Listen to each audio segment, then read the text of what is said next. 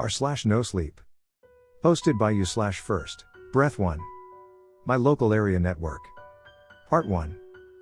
Somebody's fucking with me, and I can't figure out why. For the past 2 nights, I have seen a phantom computer connected to my wireless network. Let me explain. 4 years ago, I accepted a job in technology that gave me the freedom to work from home. It ended up being a dream come true. At first, the company had also agreed to pay for my relocation. I settled on my lifelong goal, a big house with a lot of land, nestled deep into the woods and connected only by a local highway. It was absolutely perfect, away from the drone of city life, away from the constant hum of planes, trains, and automobiles. Away from people. Up until now, it had been heaven. I spent the first few months in complete solitude, rarely leaving my house except for the occasional grocery store run and liquor store pickup. When the snow came last winter, I just ordered stuff online. Between you, me, and the keyboard, there was a period of 2-3 months where I never left my property at all. And the perverse reality is that I loved every minute of it. I dreaded the days that necessity required I leave weeks in advance, marking it off on the calendar on my fridge like the Mayans' prediction of the end of days. I spent hours in the yard with my dog the day before a trip, wondering incessantly if it would be the last time I'd do so. The outside world had become a web of horrors reported through the 50-inch flat screen in my living room and the cackled nervous voices on the other end of my conference calls. I could be in jail. I could be dead. I guess everybody's different. I know what you're thinking, and I was thinking it too. A couple nights ago, I tried the local college bar scene for the first time. Maybe that's where this all started. That night, I sat on the stool at the nearest college pub, doing my best to look cool with my white Russian as I posed like something I saw in the movies. After an hour, I was on my 4th Caucasian and still awkwardly perched over a group of 8 or so college-aged kids at the table in front of me. They bickered with each other over politics, their latest classes, their roommates. When they all got up to dance, I sat poised like a statue as I watched them sashay and grind across each other. I was hopeless. In the flashing lights of the dance floor, I couldn't help but think they looked like ghosts. If I squinted my eyes, I saw the shapes of my old college friends, laughing and swinging each other back and forth to the too loud music they were screaming off key. In that moment, years of disillusion and not talking melted around the edges, and I was right back there with them. I closed my eyes and dreamed. After a few songs, I decided it was the end of my social experiment. I stood like an awkward, coerced rag doll and downed the rest of my drink as I picked up my jacket and shimmied into the tight, unused sleeves. As I turned to leave, I caught one of the girls heading to the bar for a drink on the shoulder. "I'm so sorry," I mumbled, shuffling around her as I headed for the door.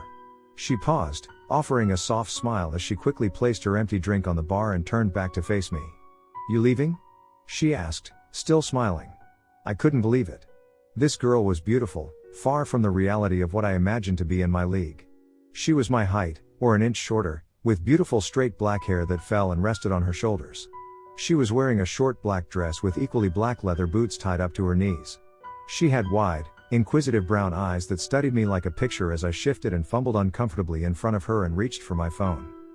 "Yeah, going to meet some friends at another place," I lied, giving her an assuredly hideous smile as I mimed a text to the blank screen. "Ah, I see, well that's a real shame," she said, still smiling, looking down at my phone for a slight second. "Busted." I smiled again to her, sliding my phone quickly into my pocket as I turned to leave. Not that I necessarily wanted to leave now, but I had no idea what else to do in this situation. She called over my shoulder as I walked away cursing my stupidity, "Maybe I'll see you around." I spent the rest of that night like any other weekend. I killed a fresh 6-pack of beer, caught some episodes of my favorite show, and poked around on my computer for hours. The desktop was awfully slow the whole day, and I wanted to try and fix the problem before bed. I opened up my C:/drive to see how much space I had. Definitely not the issue, just under 1 terabyte still completely unused. I jumped up to the root folder, and eventually landed on my network folder. There was my computer, aptly and simply named Matt PC. And right underneath it, there was a second. Black Betty was all it said. A year ago, this wouldn't have been too out of the ordinary. In the city, a local network can extend easily onto the street in front of an apartment, or to nearly all the apartments in your building depending on the size. If it wasn't protected, you were fair game. If it was, there was still the chance that someone in the wide range of people could have guessed your password or hacked you. But here I was, in the middle of the woods, with a VPN and strong Wi-Fi password, and another user somehow logged onto my network. I was worried, but I wasn't necessarily panicking yet. I was still holding on to the belief that the interwebs had somehow gotten crossed. I double-clicked on the icon, chiding myself for holding my breath as it slowly loaded in a new window. After a minute, a warning box popped up. You were unable to connect to the host computer. I exhaled, groaning as I realized that this computer was probably password protected. I tried again. You were unable to connect to the host computer. Immediately after my second attempt, Black Betty disappeared entirely. I took this to mean the glitch was confirmed. I locked up, put some food in the dog bowl much to my Labrador Dexter's delight. He took a few mouthfuls and followed me giddily up the stairs. After a quick circle pace, he hopped onto the bed and settled in his usual spot cradled under my leg at the foot of the bed. I fell asleep pretty quickly, but a couple hours later I was waken up by the sound of Dexter growling at the foot of my bed. I could see that all of the hair on his back stood up in a straight line, and he was staring out the open doorway, down the hall towards the screen door. When I sat up, he bolted down the hallway. As soon as he got to the door, he let out a vicious growling, barking noise that I have never heard my dog make. I got up, grabbing the metal bat I keep under my nightstand and walked hesitantly towards the door. Dexter was still growling, but as I got closer he looked back at me apprehensively with his ears flattened and tail between his legs. I propped the bat on one shoulder and reached down to pet him, smoothing out the raised fur as I looked out into the darkness. "Take it easy, Dex," Giza mumbled into his ear. I squinted for a moment, then flicked on the indoor floodlights. And there was nothing there. I patted Dex on the head as he huffed loudly and started pacing back and forth in front of the door. His eyes were locked somewhere in the distance, just beyond the stretch of the floodlights. I fidgeted nervously for a couple seconds, scanning the area to look for a hint of an intruder. The backyard looked completely normal, at least from what I could see of it. I flicked the lights on and off a few times, hoping to scare whatever it was out into the open. Dexter plopped himself in front of the door, exhausted from the stress of his encounter. I chuckled to myself. "Okay bud, you've got this shift's lookout." The next day, yesterday, was uneventful. Same monotony, 18 meetings jam-packed into 12 hours of torture. I posed myself in front of the video cam for most of them, making sure the camera was only angled to my shirt and tie as to not show the boxers underneath. Around 8 o'clock, I was finally done with the actual work I needed to accomplish for the day. As soon as I did, I hopped down the stairs 2 at a time to my basement, pulled open the fridge and grabbed a fresh uppa. Once I was down in my cave, I fired up my at-home computer in the hopes of catching the season finale to one of my favorite stories. This time, Explorer could barely open up my hard drive. I felt my blood boil in frustration as I sat back and waited for it to load. And there it was, again. Black Betty PC. I double-clicked the computer icon, fully expecting the same message from before. After a couple seconds, though, I was shocked to see it open without restriction. There were 3 folders, labeled the following: Pics, Vids, Screens. I looked around the room, half expecting someone to be in there with me as I clicked the Pics folder. Immediately, the screen pulled up a picture of hundreds of tiny photos. I double-clicked the first one, taking a long swig from my uppa as the photo app opened up. And there I was, staring back at myself from the screen. It was a picture of me. There were hundreds of them. I clicked through anxiously, creating what looked to be a slow-motion comic of myself arguing through a conference call. I was wearing the same shirt and tie boxer combination from today. I went back and opened the vids folder. There was just one, an MP4. It was a small file, only a couple minutes long. When it opened up, the video started instantly with what appeared to be a shot of the grass. There was no light on the camera and it was pitch black, so it was hard to see. After a few seconds, the camera picked itself up and began to move, slowly through a near pitch-black forest. Suddenly, a loud bark pieces through the quiet night, and in a moment, the camera fell to the floor. It paused there on the ground, then slowly turned to the source of the bark. And then I realized. It's my backyard. There is Dexter, standing at the screen door, barking directly at the camera. Soon after, I lumbered down the hallway, rubbing the sleep out of my eyes as I squint out into the darkness with the bat on my shoulder. I flicker the light a few times, which causes the camera to jerk backwards nervously. After a minute of staring, I turn and go back to my bedroom. But the video doesn't end. The camera is lifted off the ground, and walks slowly towards the glass door in melodic rhythm. Dexter waits, sitting there against the door with his teeth bared and the hair on his back rising once again. The camera stops when it is inches from his face, and is rested carefully on the glass of the opposite side. A man's voice begins to slowly chant, I don't recognize the words, while the camera is focused on a close-up of Dexter's eyes. And then, as abruptly as it began, it ends. I closed the video and immediately tried to collect evidence. I clicked the MP4 and tried to drag it onto my desktop. You are unable to connect to the host computer. I tried to go back to the pics folder, grabbing only a single image and trying the same thing. You are unable to connect to the host computer. In a minute, Black Betty disappeared from the network once again. I found this video last night, and I have absolutely no evidence to prove it happened other than my story. I'm not fucking around anymore. Who is doing this to me? Posted by you/first, Breath 1. My local area network, Part 2.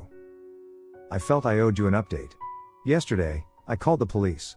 I hadn't seen Black Betty again all morning, but the feeling of someone watching me had whittled me its way into the back of my mind ever since the video.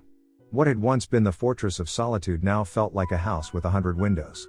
I tried all the easy network security stuff. I changed the LAN password, disallowed new IPs, and even started using Ethernet over Wi-Fi. My last measure of defense was a set of security cameras ordered online, which the online service had assured would take 3 to 5 business days to get here. I had hoped one of my 100 solutions had done something to keep Black Betty at bay, but I couldn't shake the anxiety. Late in the afternoon, a solitary squad car rumbled up my long driveway with an exceedingly overweight officer stuffed into the driver's seat. He opened the door and slowly shuffled his way down the walkway. Before he even reached the bell, I swung open my door. "Hi sir, thank you so much for coming, I need your help," I explained, gesturing into the hallway behind me. He nodded, offering a curt smile as he brushed past me, shamelessly taking in his surroundings as he did. "Can I get you something to drink?" I hope he didn't think I meant alcohol. Another experience where I shouldn't be trusting what I see on TV. "Bottle of water would be great if you've got it."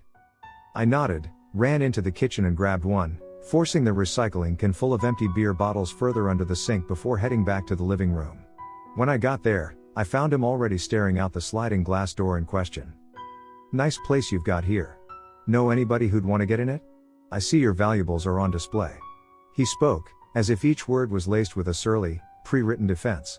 He took a swig of his water without a thank you and nodded towards a large bookshelf full of video games and collectibles. I sat down on the couch, beginning the best explanation I could muster up. "Not really. I work remote, from here, and don't have any family or friends in the area. As I explained on the phone, I don't really go out much at all. I don't interact with the local community, and outside of a girl at the bar and the occasional grocery store run, I don't see how I could have angered someone around here enough to do this." I wasn't ashamed of anything at this point. I just wanted answers. He nodded, wiping the quickly accumulating sweat off his brow. "So you think a prankster, then?" "Well, I didn't say that, but we do have a lot of young kids in the area because of the college. I've never heard of them filming someone in their own damn house, but I wouldn't say it's outside of their usual bullshit. I put a notice into the school to let them know that this happened, but given that it's the weekend, we're not going to hear anything official until Monday. Unless you have any better suggestions at this point," he added, seeing my skepticism. "Well, I told you about the fact that he was able to get onto my network." I started. "Yep. I talked to, consulted with our local IT guy on the issue you described." He asked. He reached into his pocket for a piece of paper and read it aloud as if it was in Latin. "If you tried turning off the guest network. A lot of college are wise to the hacking stuff these days." I sighed. I explained during my phone call that I don't have a guest network. The only way this person could have gotten into my network was if they knew the password, and no one other than me has it. He frowned. "You're lucky in the sense that no one has actually broken into your premises. There's a chance your suspected attacker never wanted to get in, or couldn't get in. A lot of this IT stuff is mumbo jumbo to me, but I'll give our guy a call when I get back to the station and share my notes with a few other folks to see what they say. We'll get back to you in the morning. In the meantime, if anything new happens, please do call us immediately." I thanked him, regrettably, and escorted him out, leaving myself alone in a big empty house. At that point, I was lost. So I decided to do the only thing I thought rational at the time. I set about making my house of glass into a prison. First, I started with the windows. I grabbed my stash of beer boxes waiting to be recycled and turned them inside out, duct taping them over the frames to block any view inside or out. Next, I went to work on the doors. I locked all of them with the same metal locks that had previously been installed, but also made sure to wedge a chair or some small piece of furniture in front of each. There were 3 doors that lead outside in total, the sliding door in the living room blocked by my couch, the basement door downstairs, which was blocked by a spare bookcase, and the front door, which was blocked by some wood planks and nails I had found in the basement. Dexter trotted along behind me anxiously throughout my work, sniffing doorways and keeping me in sight at all times. When we were done with the fortification, I locked myself in the last room I felt I could be safe, my bedroom. It was windowless, and I placed the full weight of my dresser directly in front of the door and sat on the bed, resting comfortably in my defenses. Dexter seemed satisfied. He jumped up on the bed and rested in his usual spot while I thumbed through a book on my nightstand, and for a while, that was peaceful. But it wasn't more than an hour or so later when I heard the sound of wood cracking in the basement. At first, it was quiet, barely detectable even. Dexter sat with his ears pricked and the hair on his back slowly starting to climb again. After those first few cracks, I heard what I assumed to be the bookcase falling backwards and slamming onto the floor behind it.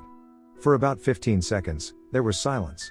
I played on my optimistic side, hoping a gust of wind had blown it back as I sat upright in bed, weighing the likelihood with my hands gripped tight around the baseball bat.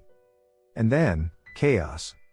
The first thing I heard were 50 feet bursting their way into the basement and across the finished, creaking wooden floor.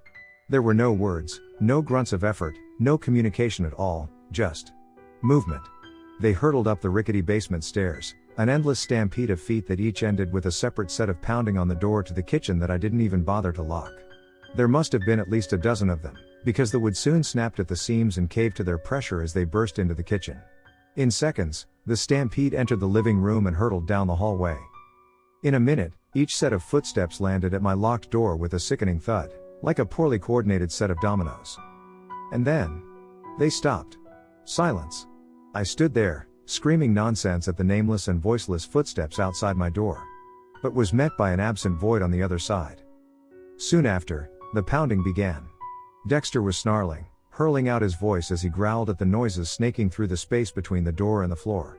I pulled out my phone, speed dialing 911 before realizing it was already dead. No battery. I threw it to the floor as Dexter and I both prepared for the door to cave and the attack to begin. But just as abruptly as the pounding began, it stopped.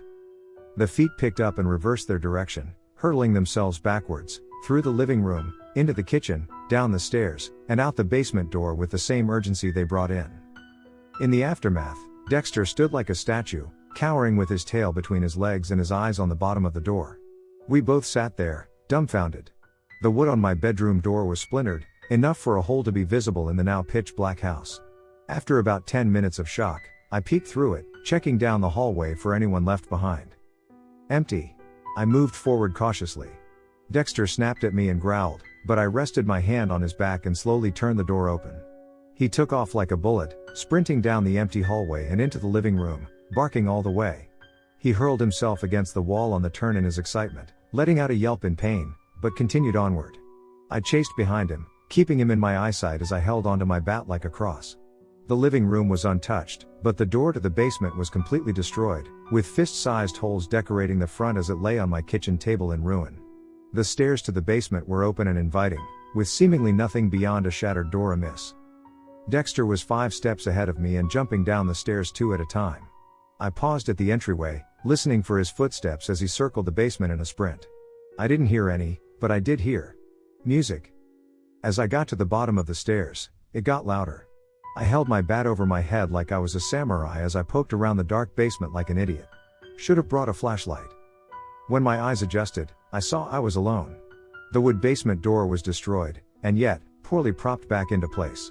Other than that, the only thing out of place in the entire room was a silver laptop sitting in the center of the carpeted floor like a prop. That was the source of the music, horrible as it was. The song playing sounded vaguely familiar, like a cover of something I had heard before. Any type of rhythm was impossible to pick up over the drone of a poorly played guitar and shitty speakers. However, one part was pretty clear when it got to the chorus. Whoa oh Black Betty, bam la bam. I was about to kick the stupid thing to shut it up before I realized there was probably a reason a long wire was still connecting it to my router across the room. I turned off the sound with a shuddering click before I ran over to the basement door and shoved the bookcase back into place along with an extra chair for good measure. After I was done, I got down on the floor and flicked open the laptop while Dexter paced behind me. This device has been properly ejected. I clicked OK with the mouse pad and squinted at the underlying document open on the screen. In it was a picture. It was dark, but the subject of the photo was an aerial view of a house surrounded by woods. Immediately, I recognized the newly finished timberline. My house. Surrounding me, each in separate corners of the endless woods, was a single torch poking out from the highest tree. There were 5 in total, with my house seemingly at the center of the flames. Underneath the picture was one simple line, in crisp red text and quotes. If a sheep falls in a forest, and none but devils are around to hear it fall, does it make a sound? After a moment, the computer shut down on its own. Posted by you/first. Breath 1. My local area network, Part 3. What does a rational person do when a mob of 10 to 20 people breaks into their home? I'd like to tell you I got out of there. Packed my bags and moved into a hotel, accepted my defeat and allowed whatever carnage to take place at my house while I was tucked away safely in some Super 8. But running is what led me here. To this state, to this town, to this house. I'm happy for the first time I can remember, and I'm tired of running. So I'm still here. I haven't slept much, if at all, since we last spoke. The night they broke in I was locked inside the house all night. I discovered soon after they left that my phone lines were cut and my internet was not working. After a picture of torches surrounding me in the woods, I wasn't going to risk leaving in the dark. So I did what has become routine. I built up my defenses in the basement and waited, all night. Dexter slept beside me, but other than him my only real company was a few leftover steel reserves in the fridge. They never showed up. Once daylight came, I had to see if I was at least able to get out. I took Dex with me, and he seemed more relieved than I was to scurry down the long driveway to our car. I couldn't help looking over my shoulder with every step. I scanned the tree line for any sign of our attackers, but was met with nothing but the stillness of an early morning summer rain. So we hopped in my car and left. As we drove away and made the turn onto the country highway, though, I saw one.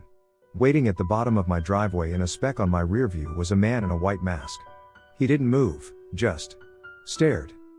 My first stop was the public library, where I tried to jumpstart the laptop with a rack of spare chargers I knew they kept. I had no luck, but in my insomnia, I wrote my update to you for 40 cents a minute in the car outside. Dexter slept in the back seat with the windows cracked. From there, I went to the police station in person. As soon as I got there, the police officer whom had already been to my house caught me by the secretary's desk. He was wearing his bronze name tag this time, luckily, and stenciled into the metal was Sergeant Phillips. After seeing my haggard appearance, he gestured me over and waved off the pointed secretary at the desk who chased Dexter down the hallway with her check-in questions. "You can't bring that dog in here," she shouted over my shoulder. "He's here for medical reasons," I called back. "Have there been any changes since we last spoke, son?" Phillips asked over his shoulder. "Yes. They broke in last night." He turned around immediately, finally seeming to understand the urgency of the situation as shock crept up the chubby folds of his face. "In here," he pulled me into the nearest available office, slamming the door in the secretary's face. "Sorry, Catherine," he called out to the closed door. "What do you mean they?" "There were lots of them. I heard them. I barricaded myself in my house last night because I knew they were coming and you would do nothing. It must have been a dozen of them. I have to go home. You have to help me," I ranted. "Calm down, son. You stink of drink. Tell me what happened." I sighed, catching my breath and my surroundings as I started a more clear explanation. "Last night, a group of 12 people broke into my house. I know this because I had barricaded myself in my bedroom and I heard them come in. They destroyed 3 doors during this, and they tried to break into my bedroom as well to get me as well. After that, they just left. All they left was this laptop, which had a picture of my house surrounded by torches." I held up the computer that I had brought with me. "That's a mouthful," he sighed, pulling the laptop out of my hands. "I think the obvious answer here, Matt, is that you can't go home. At least not for now." "I have to go home. I can't my life in a hotel. Not to mention the expense it would cost me. Just give me a protective detail and let me be." He laughed, a guttural sound that made him break out in a fit of coughing. "You got the budget for that? I have a current staff of 10 in a town that's 100 square miles. If I spend one officer on you, I need a damn good reason." He took off his glasses and rubbed his temple as he spoke, clearly preparing me for something I wasn't going to like to hear. "I spoke to the college this morning as well. I described the entire situation to the dean over there, and she told me that a local fraternity used to do something like that for initiation. But as far as her and the fraternity chair are aware, that type of hazing hasn't been done in 30 years. "But, I'm not in a fraternity. I'm 26 years old," I responded, feeling my blood pressure rising. I know, I'm not saying I believe their story either. But if we want to move forward with this thing, we're going to need proof of something. And that requires you giving me this laptop and us going to your house to survey the damage. Are you okay to drive? I nodded and stood up too quickly, nearly losing my balance. Okay, I'm driving. He opened the door and led me out to the front of the station before he called over a deputy and spoke to him quietly. The man gave me an apprehensive look and nodded before he pulled his keys and went out the door to our squad car. Sergeant Phillips came back to me and led me out to his own squad car. Brady is going to follow along and do some cataloging. I told the dean to meet us over there as well. I nodded from the back seat, feeling like a prisoner already. What is Brady cataloging? He gave me a smile he clearly reserved for the dim-witted. Evidence, of course. We're reporting a crime. The rest of the 30-minute drive was silent. I closed my eyes and tried to get 15 minutes of sleep. I slipped in and out a lot while the car bounced up and down through what seemed to be every pothole on the road, but even in that discomfort I felt the safest I had in a week. When we got to the house, Officer Brady and the dean were already waiting for us at the foot of the driveway. The dean was a tall, thin woman in a black pantsuit with dark red lipstick and short-cut blonde hair. It bobbed up and down while her heels click-clacked over the imperfections in the asphalt. Hi there, sir. I'm so sorry to hear about the break-in at your home. I do hope our school was not involved in any way, but I also hope for resolution in your dispute. Dispute? I've never met these people, I snapped at her. Of course, my mistake, she replied with a compassionately fake smile. I led them up the driveway, no longer in the mood to scan the tree line with my entourage in tow. When I walked up to the front door, I pulled out my keys and swung them into the lock, preparing for the usual resistance. But there was none. The door was already unlocked. That's not right, I mumbled, pausing. But my entourage was already ahead of me. When they were more than a few steps into my house, I could hear the dean let out a gasp. The sergeant called for me in as I fumbled to pull my key out of the lock. Hey Matt. You want to explain this to me? I walked in and found my living room in total disarray. There were bottles of liquor everywhere. A handle of gin decorated the wall while 540s of Colt 45 sat empty and propped by the couch in front of the TV. Empty bottles of whiskey and vodka cluttered the floor as I stumbled into the room, nearly tripping. The room stunk of alcohol. I stood there staring with my eyes wide open, unable to form a response. How much did you have to drink last night, son? That's enough booze to kill a horse. Did you throw a party last night? After your house was vandalized? The sergeant asked. I didn't do this. I sputtered. I told you, there were burglars or something here. They must have done this when I went to see you. I felt their eyes burning into me like a hot laser as my eyes teared. Excuse me, sir. Is this yours? The dean called out from the kitchen. She held up my bat while Brady's camera flashed in the background. It was covered in splintered wood and lying next to the beaten down door. Yes. But I swear, I did not use that for that. They must have came back and altered everything while I was gone. The sergeant interjected while the dean put down the bat and started for the door. Why didn't you call me last night, when this break-in supposedly happened? I told you, they cut my phone lines and internet, I pleaded. You never told me that, Phillips replied grimly, pulling out his notepad as he did. I have a signal here, the dean piped up.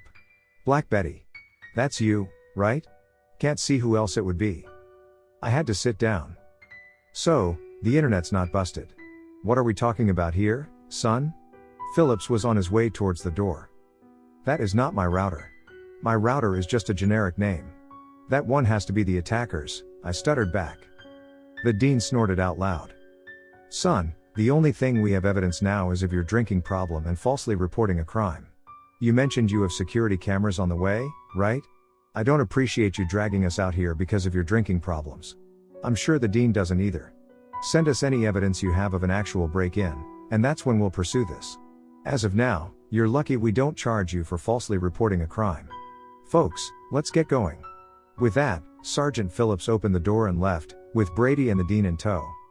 I sat on the couch, dumbfounded and at a loss as I pulled out my phone and checked the Wi-Fi. Black Betty was accepting guest connections. I selected it with a heavy thumb, and began writing. I know I'm not fucking crazy. Posted by you/first, Breath 1. My local area network, final. Are you still listening? I know it's been a while. In a moment, I think you will see why this took so long. A couple of weeks ago, I wrote to you about someone or something stalking my house. After a useless week with the police, Captain Dipshit and company all but informed me that I was lucky I wasn't spending the next few nights in a jail cell for misreporting a crime scene. Whatever that meant. The bottom line was that my house was destroyed, and there was no one left but me to pick up the bits and pieces. That included overturned furniture, shattered glass, liquor bottles, beer cans, broken computers, broken televisions, broken pictures. It looked entirely like someone had lost their mind and destroyed whatever was around them. And that's exactly what he wanted. I picked up my crushed and fractured pre-made IKEA life in a daze. The entire thing had become like a slow-motion movie. In this scene, the hero paraded through like the atypical hungover zombie after a party. Except, there was no party. The worst was the 1 part vodka, 1 part whiskey, and 20 parts malt liquor combination that covered the floor. At this point, it had caked its way into a slick level of slippery grime. Whomever was here destroyed the place hours ago, because the entire house already stunk of it.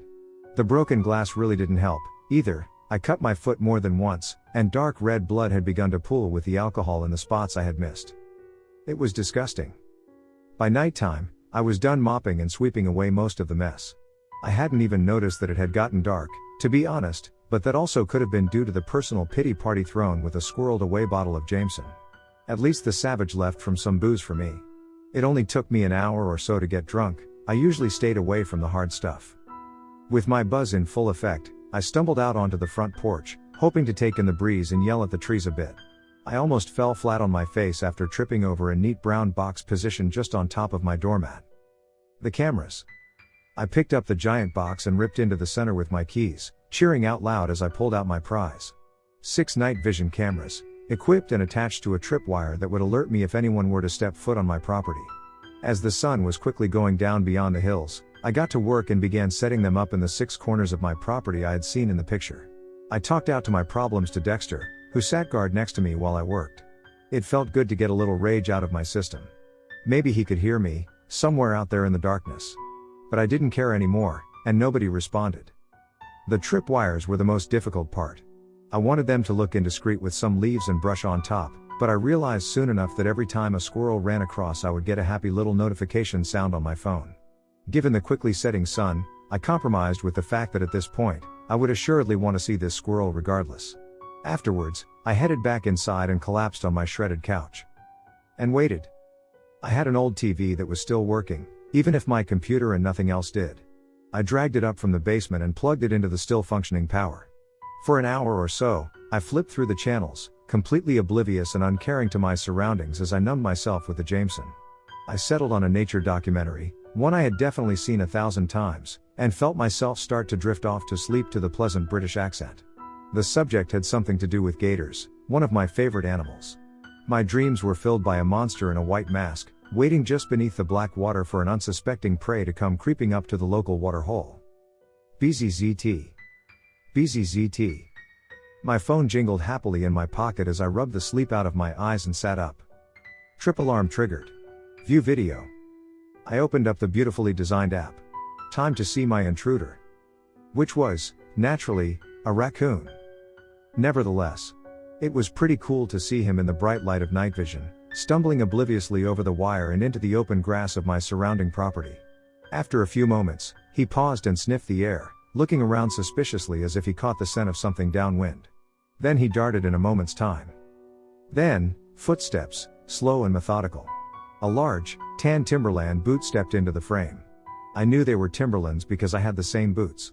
There was a pause, for a second, like he wanted to make sure I saw them. Then in one swift motion, the foot raised and the screen cut to black. Video ended transmission. I was frozen for a few minutes, following my only instinct to grab Dexter's collar in one hand and my bat in the other. In a moment, the basement door opened and slammed shut. I should have chose the front door. For reasons unbeknownst to me even now, I darted for the bathroom.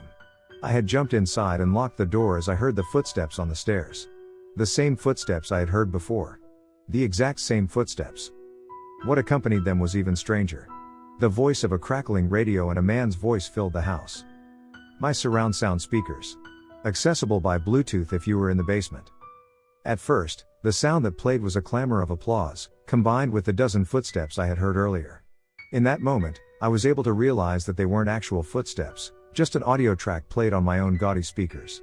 After the applause, a voice spoke. I recognized it almost immediately, but its context is beyond me. There is a time when the operation of the machine becomes so odious. The footsteps got louder.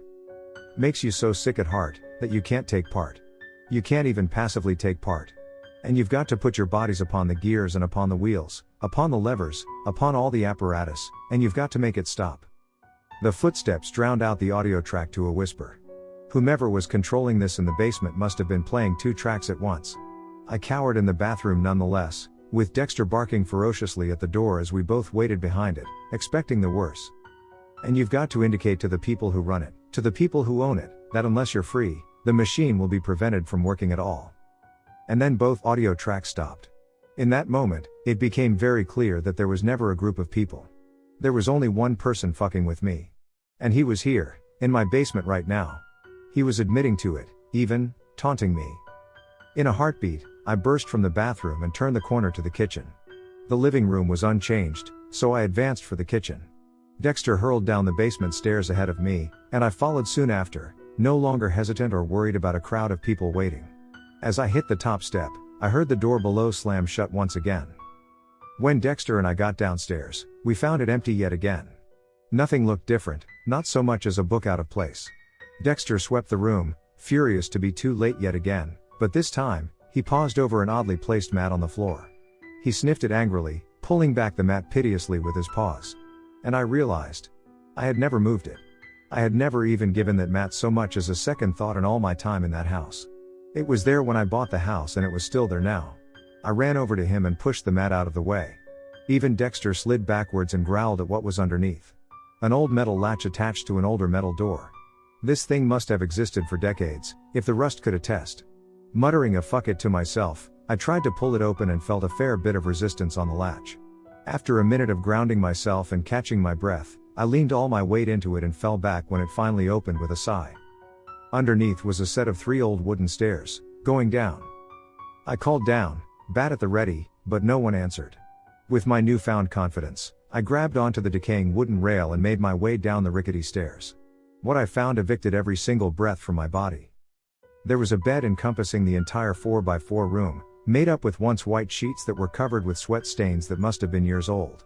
Resting peacefully on top of the bed in some sort of macabre order was a few simple items, a mask, a knife, an iPod, and what looked to be food squirreled from my cabinets and stacked up neatly on a carved-out shelf. When I looked up and found several little holes carved into the floorboard above. Air holes. Or eye holes? I rifled through the blankets, bearing in mind that they were likely infested with this man's diseases but uncaring. There was nothing there, except for one small photograph stuffed into the pillowcase. It was sepia-stained and clearly taken many years ago. At the front of the muted background were a small boy, an older man, and an older woman. Behind them rose a great, big house that towered over the neighbors. My house. That night, I called the police for the final time. Dipshit and company came over and apologized profusely once they discovered the basement, but it fell on my deaf ears. I had grown numb to the whole experience and just wanted to be done. They sheepishly assured me they had their best men on the case. What a cliché. In the meantime, I was forced to leave my home per a direct order. I chalked up my losses and sold the house, earning enough profit to get myself into a place a few towns over. Moving my life away is what took me so long to get an update to you. I haven't learned much about the case, which is now an active police investigation.